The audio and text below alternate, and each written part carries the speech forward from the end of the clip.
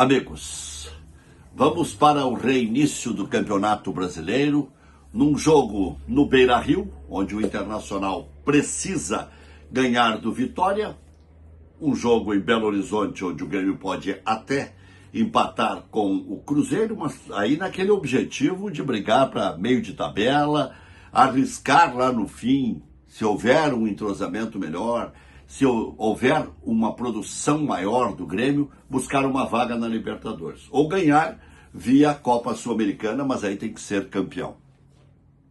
Copa do Brasil, o Grêmio já ficou fora, por incrível que pareça, em casa contra o CSA. Então, o empate é para garantir aquela estabilidade de meio de tabela. Vitória, já começamos a olhar um pouquinho mais para cima, o Grêmio seria nono por aí. E derrota já não empurra lá para baixo, mas fica aquela desconfiança. E o Juventude jogando em casa na segunda-feira. Então teremos sábado, domingo e segunda de atrações para o futebol gaúcho. O Juventude na segunda-feira precisa ganhar do Sport, joga em casa e é de bom alvitre que ganhe do Sport, porque não dá para ficar adiando, ainda mais que a força do Juventude estava ou está ainda em casa.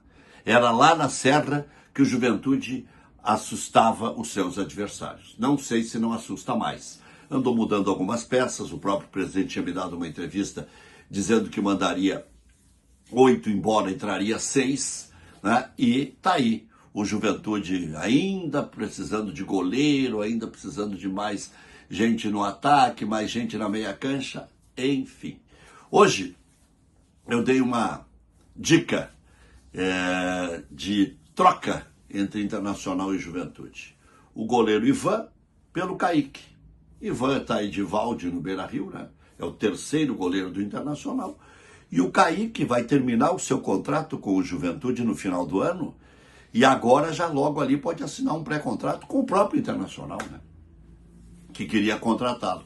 Então antecipa, fica legal para as duas partes.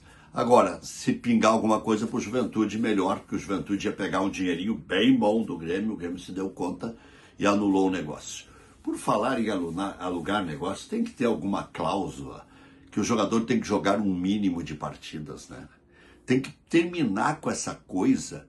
O Cuejá já custou 8 milhões para o Grêmio e não jogou. Simplesmente não jogou.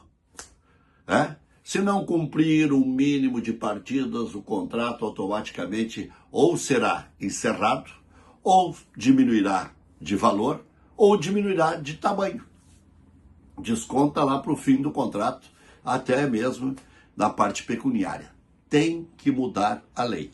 Os caras vêm aqui para encerrar a carreira, vêm aqui para nos chamar de trouxa, e eu espero que essa história aí, né, de um cunhado do Cristal, do que teria falado tal coisa, seja uma coisa só de desabafo, ou que nem tenha acontecido, que seja fake news, porque aquilo ali é gravíssimo. O conteúdo é horroroso, mas como pode ser um desabafo, pode ser uma coisa que pegou no tranco, pede desculpas e não sei se remenda, mas pelo menos aplaca um pouquinho aquela ira dos menos compreensivos. Ninguém pode se queixar de Grêmio de Internacional. Estão pagando religiosamente em dia. O Internacional pega um dinheiro daqui, outro dali e se mantém. O Grêmio vende um jogador daqui, pega dali da colar e dá um jeito, né? Por falar em vende um jogador daqui, outro de lá, já se fala em Europa para o Alisson, já se fala em Emirados Árabes pro Gustavo Martins. E eu me lembro daquele propósito do presidente Romildo lá no começo. Jogador jovem tem que ficar aqui, se pagar e depois ir embora. E conseguiu com vários, né? Vários e vários. Arthur, Everton, Pepe, Luan e outros mais, né? Pedro Rocha, Jailson, até os médiozinhos. E depois a gente sabe que o final da história foi cáustico por causa daquela história do Renato e o presidente Romildo, ele pedia e eu dava aquela coisa toda que eu não vou repetir. Também não vou falar em política. O presidente Guerra deu entrevista, falou sobre o caso da Arena, falou sobre as dificuldades, que o Grêmio não tenha que pagar um preço alto lá na frente, mas eu não vou entrar em pormenores, porque eu tô até aqui, ó, esse negócio, tá preocupado porque o Grêmio vai virar um super time, é tudo que eu quero. Que o Grêmio vire um super time, uma super estrutura, que se faça uma super administração e que um puxe o outro. Porque aqui é assim. Mesmo que as pessoas digam, vocês estão com medo, porque vocês, porque isso, porque aquilo, porque aquele outro. Um puxa o outro. Não tem essa distância que os torcedores querem colocar. Pelo menos para mim. E não é só aquela história por ser neutro, por querer ser neutro. Não, não, não. É assim mesmo que eu vejo. Porque eu tenho uma carinha só, há 40 anos. E outra, há coisas e coisas, né? E algumas vão muito além da nossa vã filosofia.